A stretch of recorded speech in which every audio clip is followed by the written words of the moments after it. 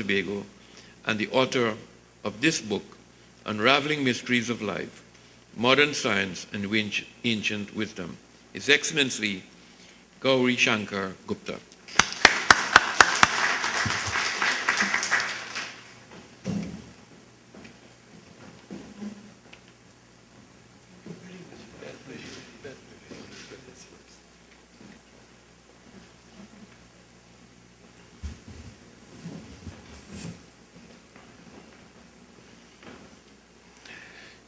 Your Excellency, Honorable Winston Dukaran, the Minister of Foreign Affairs of the Government of Trinidad and Tobago, Professors Clements Shankar, Pro-Vice Chancellor of the University, Dr. Sharan Singh, today's chair for this function, and a very, I would say, friend in a variety of ways. My colleagues from Canada, Gerard, Ongkun from Korea, Mario from Mexico. Then distinguished gentlemen, we have Sri Devkinandan Sharma, Chairman of NCIC. We have Mr. Chanka Sitaram, who is Chairman of the Hindi Nidhi. We have Brother Harry, Chairman of IRO. And we have Mr. Duggal, who is head of the local Gurudwara here. My colleagues from the High Commission, professors from the university, ladies and gentlemen. At the very outset, let me convey my profound thanks to Professor Clement Shankar for kindly agreeing to launch this book in this prestigious university of the West Indies. I am really honored with his gesture, and he decided to have this function in his own office, which is even a greater privilege for me to be here with him. And of course, I am very much honored with the presence of His Excellency, Mr. Winston Dukaran, who found some time, despite his very busy schedule, to be here with us today. Now, Professor Shankar has raised many difficult questions, which are very difficult to answer. In fact, when this book was first launched in Budapest, the President of Hungary asked me that, do you really think that you can reveal or unravel the mysteries of life? Is it that easy? I told him, sir, it has already been done by our ancestors. What I am going to do is just to recapitulate what has been told centuries ago and lost in transition since then. And then I started speaking on this subject. I have spoken on this subject on many occasions now. The last a few weeks ago, I was in Europe when the Czech and the Romanian edition of the books were launched in Romania and Prague. Now let me tell you a few things about how I look at the world, the life, the universe as a whole. As per the scientific discoveries, the modern science says that universe is estimated to have a diameter of 46 to 78 billion light years. And one light year is what? The speed of the light, how much it can travel in a year. In 1 second, the light travels 300,000 kilometers in 1 second. So we can imagine in 1 year how much it can travel, and 78 billion years how much can it travel. So that is the size estimated of the universe by the scientists today. They say that there are about 100 galaxies. They are not sure, it could be much more. 100 galaxies, each galaxy with 100 to 400 billion stars. That is the estimate science has given today. And the most important part of it is that only 4% of the universe is known to the humanity till date, to the science. 96% is what they call it dark matter and dark space. So nobody knows about that. So what we are talking about is only 4% which is known, where 100 billion galaxies are estimated to be lying there.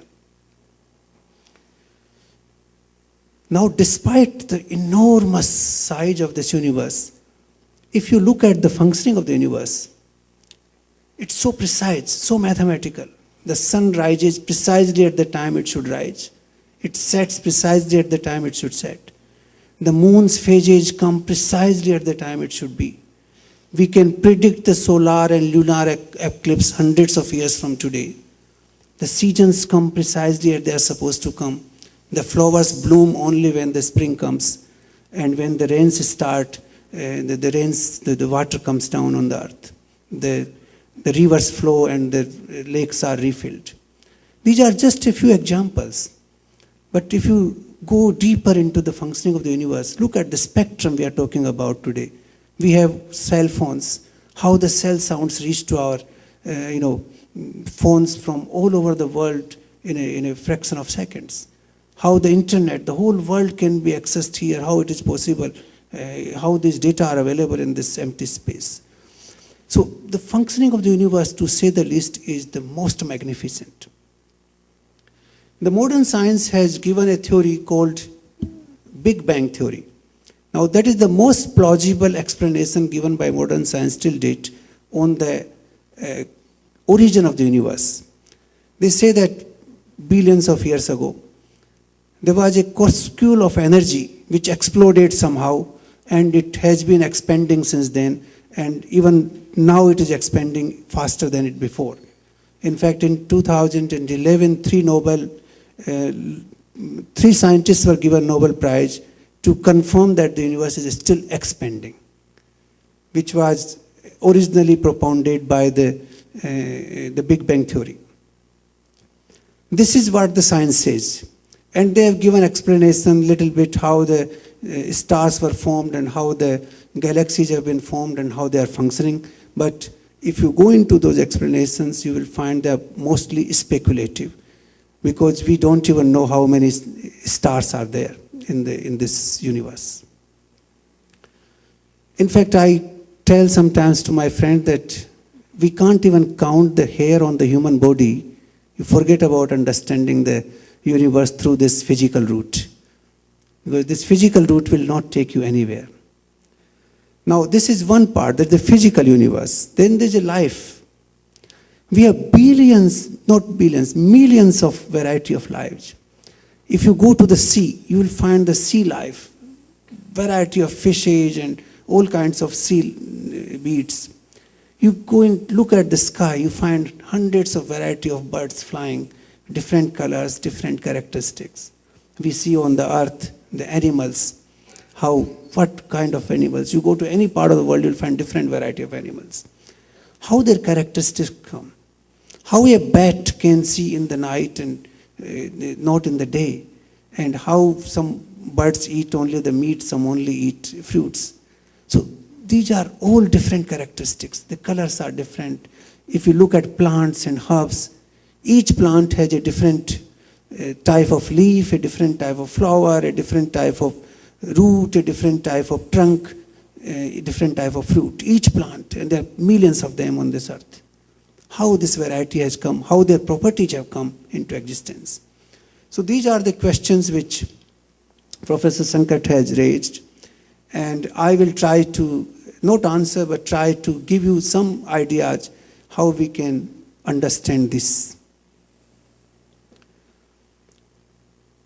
First of all, let me tell you that if we can understand a few fundamental principles of life, I think we would be in a much better position to understand this holistic approach.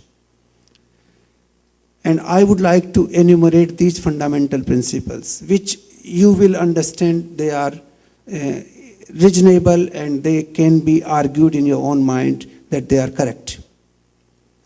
The first principle is that anything which becomes more powerful, it becomes more subtle and more subtle, slowly. It's also like the atomic principle. You break an atom, it becomes more and more powerful. Let me give you one or two examples to explain this first principle. Like food is very important for us to survive. Food is gross, we can touch it, we can smell it, we can see it. We eat, we survive. But without food, people can live for 50 days, even 60 days. Mahatma Gandhi lived for 25 days. What about water? Water is more subtle than food. How many days can we survive without water? Maybe 5 days, maybe 6 days. Then what about the air, which has even become more subtle, which you can't see, you can't touch. It can touch you, but you can't even touch. How many minutes can you survive without air? Maybe few minutes. This is one example that as the things become more powerful, they become more subtle. Let me give you another example to explain it better in our own body.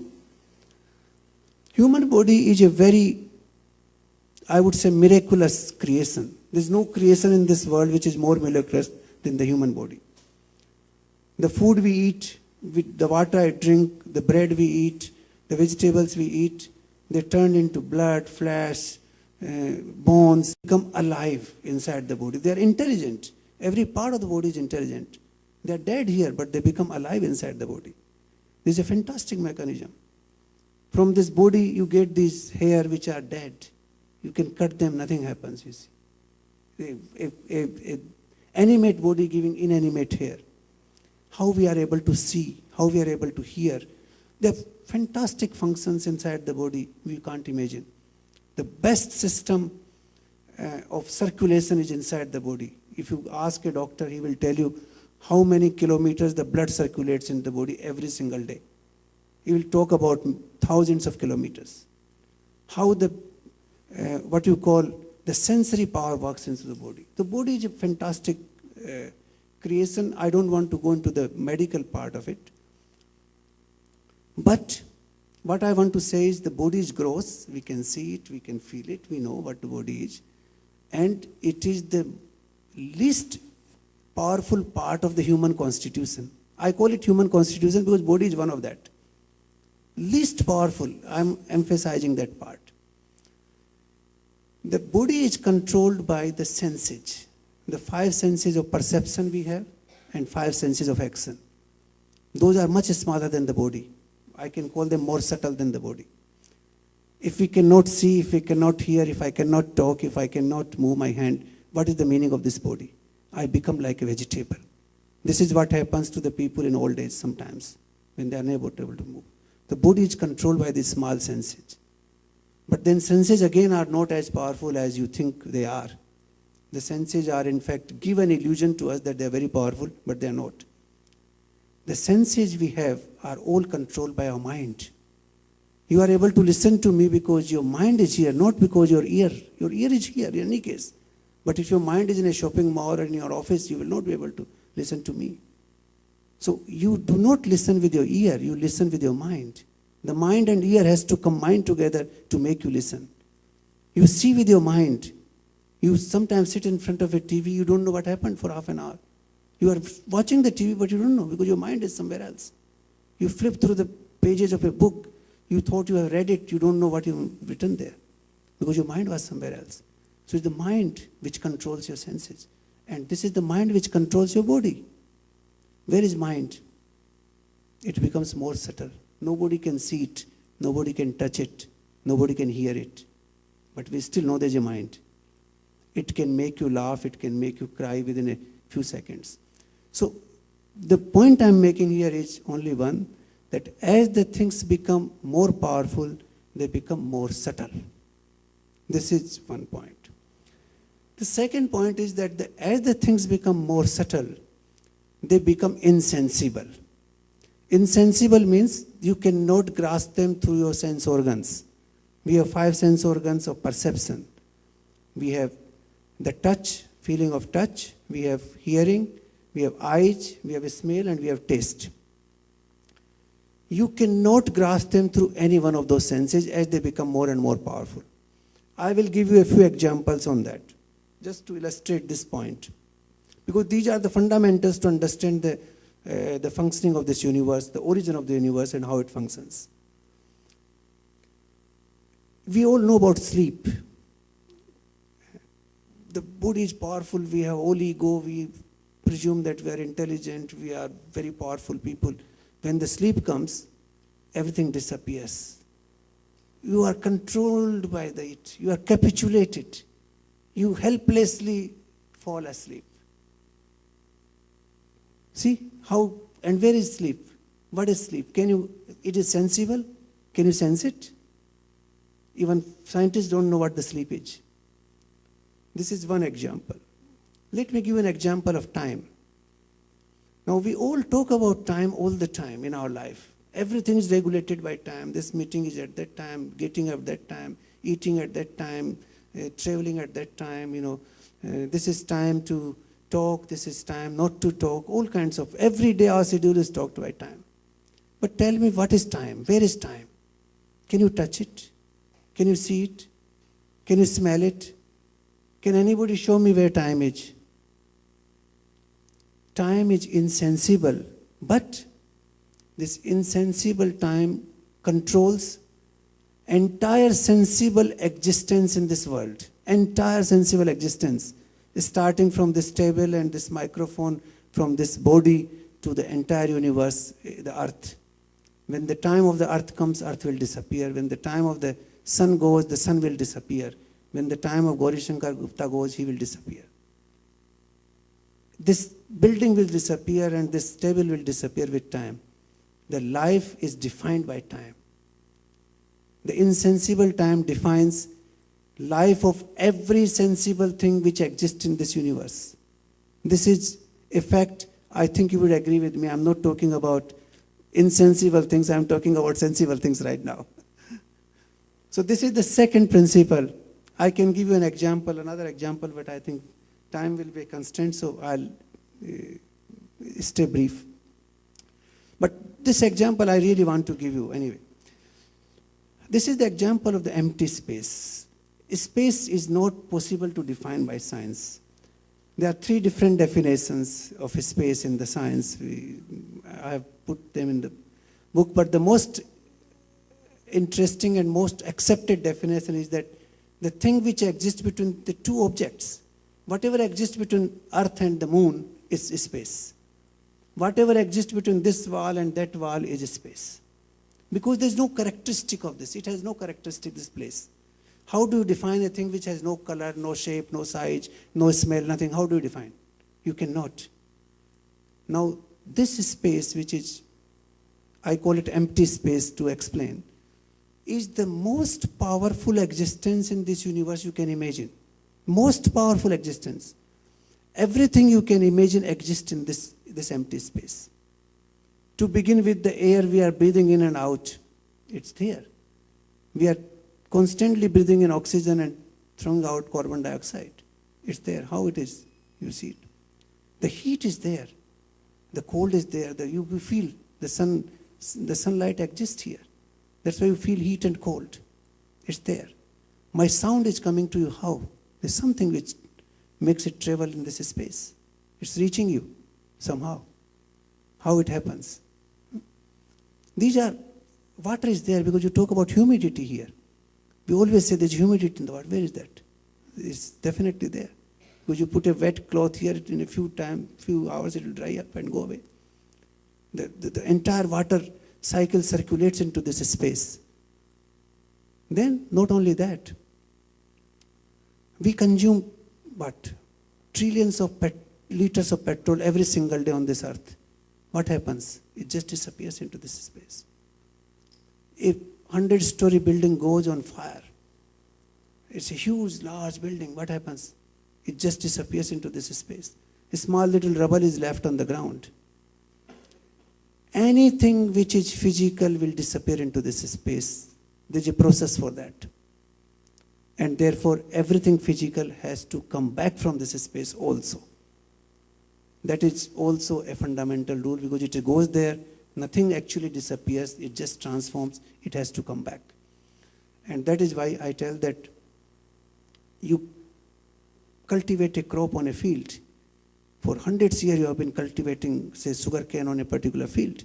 The sand, the soil remains as it is. It has remained as it is. Nothing has changed there.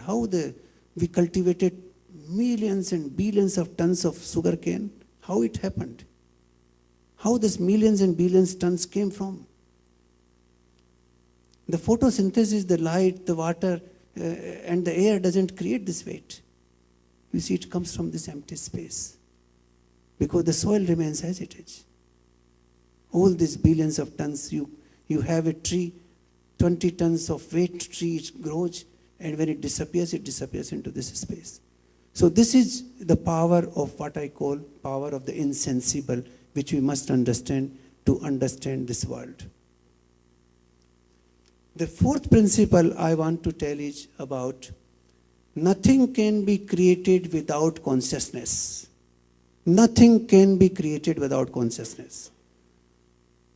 Some scientists say, including Charles Darwin, that somehow the matter, some combination of the matter reacted and it became active and the cell was created. But you can give me any single example in this universe where the things could be created without consciousness. I can challenge that. We are a big creator as a human being. We create spacecraft, we create submarines, we have created huge buildings, cities, because we have consciousness. We have that power to think which comes from the consciousness. If a person dies, his consciousness is gone, can he create anything? Can this table create anything? It cannot. Nothing can be created without consciousness. This is a simple logic. So consciousness is the prerequisite for creation. And that is why the religious people say that there is somebody who created this world, this universe. There's somebody, of course. Because without consciousness, nothing can be created. It has to be a creator who has consciousness. Then the next principle of creation is that everything comes from unity and turns into diversity. Everything comes from one single source and then it starts becoming diverse. You take the example of this table. From the wood, from the timber, you can create thousands of pieces of different variety of woods. You can create a door, you can create a window, you can create this, you can create a table, you can create a chair, thousands. You can create variety out of that wood. You take wool or cotton. Out of wool and cotton, you can create millions of variety of fabrics, millions.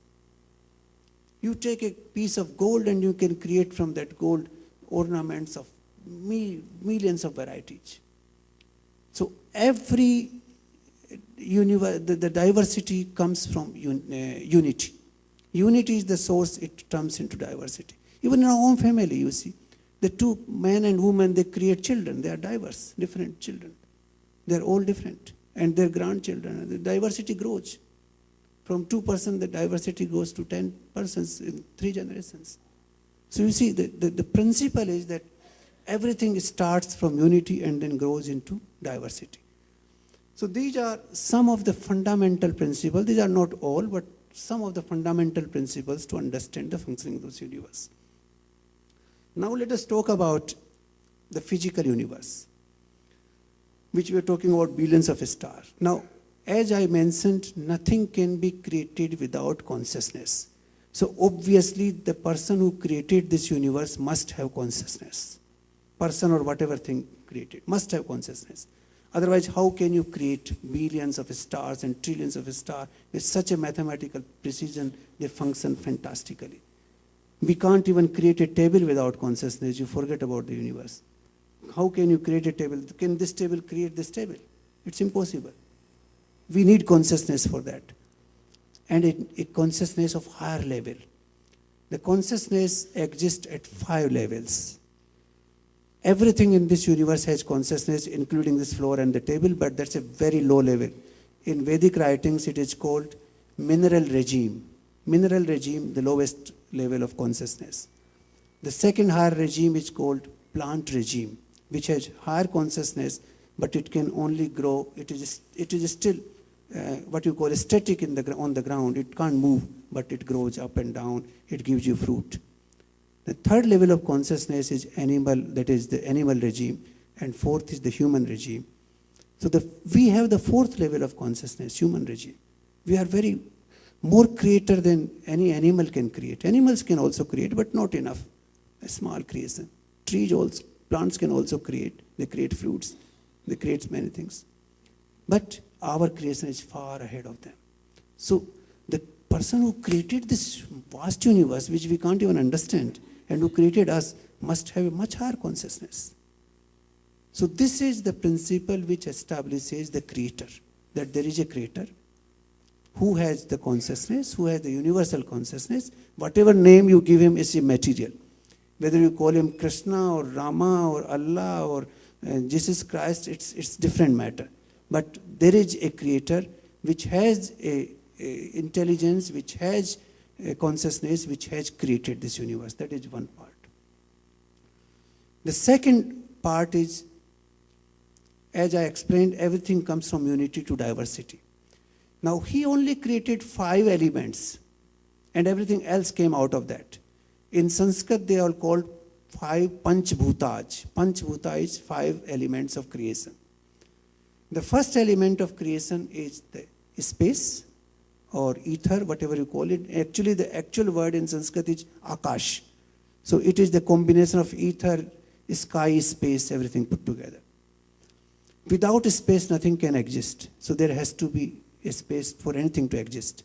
We cannot exist, this table cannot exist, this building cannot exist without a space. So the first creation is the space. And that space, you see, there is a very scientific creation. The creation is not, because it cannot sustain if it is not scientific. It is directly linked to us, human being. Human being is directly linked to the entire physical creation.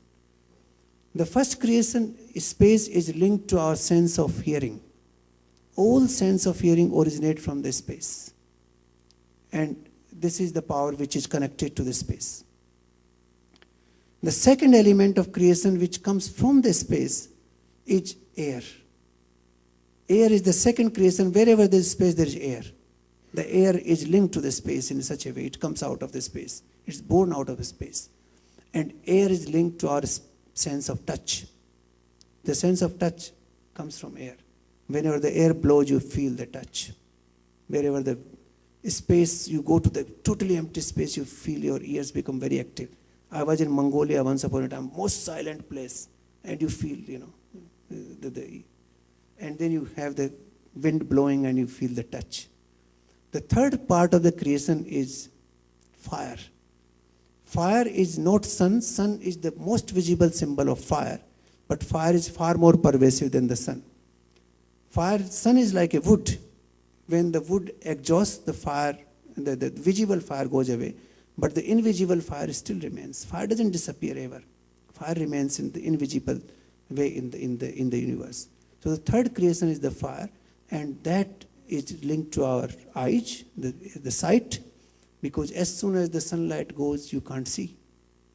You feel it. It's completely linked to the. Then the fourth creation is the creation of water, which comes from the fire. And actually there's much more scientific way in explaining. I don't have enough time right now to explain how it is connected. And then the water is connected to our sense of taste. Every taste in this universe comes from water, nothing but water.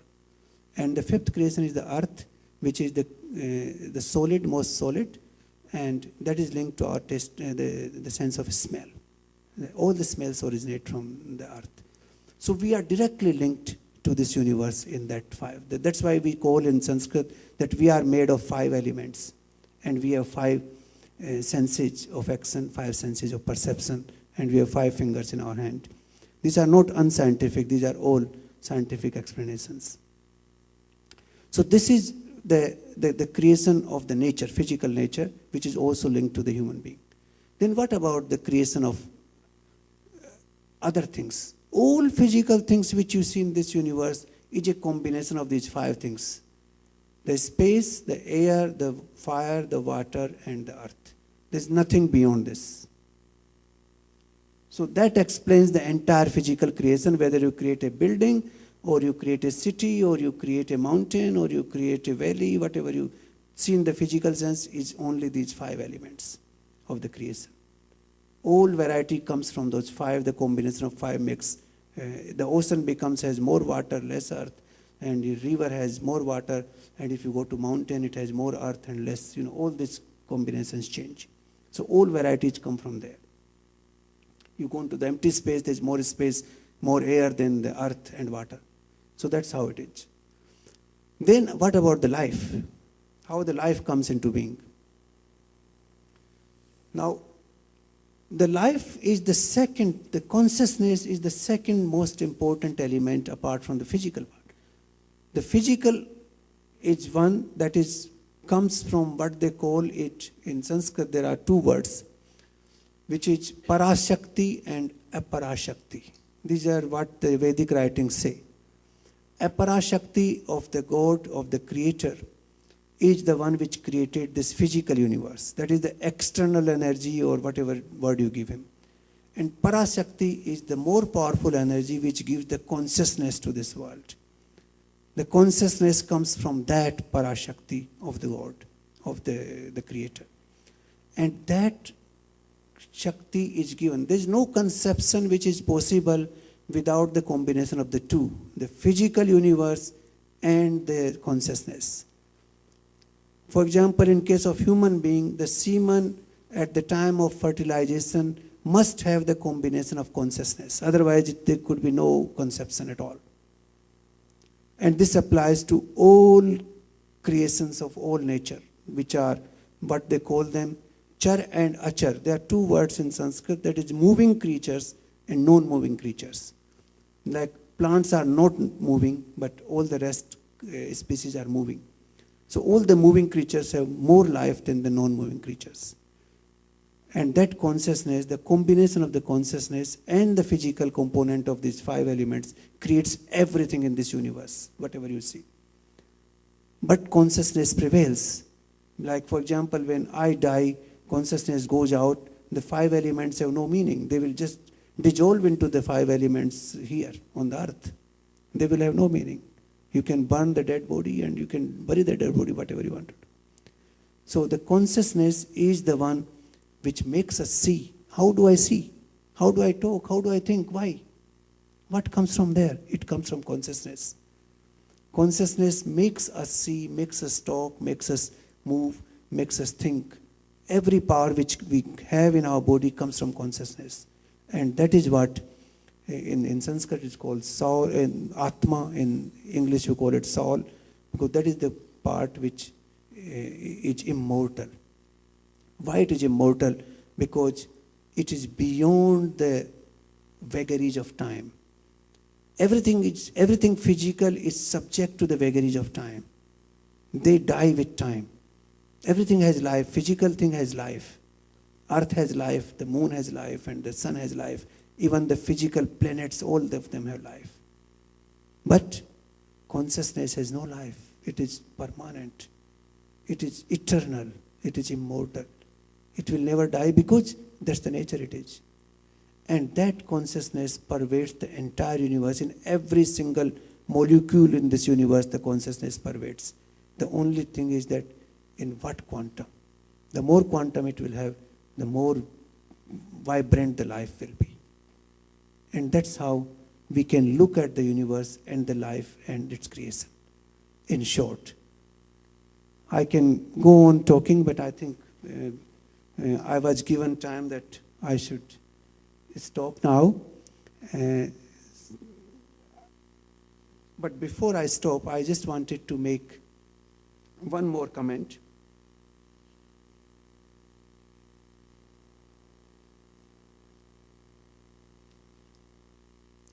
Apart from consciousness, there is one more very important vital force into the body. As I was telling, the human body is made of five elements, five. The senses are again made of five elements, they control the body. But there is another force apart from mind. This is called prana, pran in Sanskrit. It's a sort of energy, which comes into the body, which is the energy is activated by this consciousness, but the energy remains. And that energy also exists in the human body in five forms. It is called prana in Sanskrit, and it is first prana is the main prana, which is linking us to the rest of the universe. When we breathe in and breathe out, that is the main prana. It links us to the rest of the universe. When this stops, our body dies and our link to the universe stops. The second prana is the one which is called saman prana, which enables us to take the food inside the body. The food goes inside the body with saman prana. It goes inside. And then there are digestive fire. I was talking about how the food becomes into body. This is the pranic energy. The saman prana, the second prana, takes the food inside, converts into 7 different ingredients. They become 7 different parts of the body. And that is the science of our becoming alive, remaining alive all the time. And the third prana is the udan prana, which enables us to take the waste out of the body. How do you take out the urine and the stool and all that? We take it, granted because it happens. But there's a system inside the body which enables us to take it out. And that prana also keeps our sexual organs, in order. So that is the third part of the prana. Then there's a fourth part of prana is called Vyan prana. Now, every single particle in this body has, every single cell, every single, whatever you call it, has a life. That life goes from your heart through the Vyan prana. There are 72 million, what they call them, nadi, connecting energy network inside the body. 72 million. That is the size of, that is what Prashnopanishad has described. There's a particular sloka which says that there's so many nadis, principal nadis emanating from heart, and then they subdivided into 72,000, and then each subdivided. The total number is 72 million. And that's why every particle is alive and intelligent. Sometimes people don't get a sensation feeling in some part. Some part get hurt and you don't get. That means that prana in that area is not moving properly. That's called Vyan prana. Vyan is prevalent everywhere. That's the meaning of Vyan. Vyan is which is prevalent everywhere in the body. And then the fifth prana is Udan prana. Udan prana. Now, Udan is the last prana which, when we die, the consciousness goes out with the breath. I saw my mother dying last time in September last year. I was sitting with her and she was drinking tea. I fed her the tea, and then after drinking tea, she came out, with some sort of what you call hitchki, in hiccups. And with the hiccup, I saw her life going out. Just going out, and she became dead after that, just in front of my eye. So the Udan prana takes out your life. And when the life goes out, what goes out with it is your mind, your senses. Not the physical one, but subtle part of senses, which you can realize in the night time when you dream, because you can exist in subtle form. You can exist in the form of light. Every night you do that. In the dreamland, what happens? Physically you are sleeping, but you are doing everything which you are doing now in the physical form in the dreamland. But how? Because everything there exists in the form of light, not in the physical sense. So we exist in the form of light. So that the prana, the mind, and the consciousness that goes away with the Udan prana at the time of death. So that is the meaning of death, and then it goes somewhere else and takes another birth. Another, as Krishna said in Bhagavad Gita, that as we turn from child to young to old age, the next step is that the consciousness takes another life. Or he has given another example that when your clothes become very dirty and useless, you throw them away and put another cloth. The soul throws away this body and takes another body. So that's how the explanation of life is in this universe. So I would like to end here. Thank you very much for your patience, and thank you very much for your attendance. I'm really grateful to you. Thank you.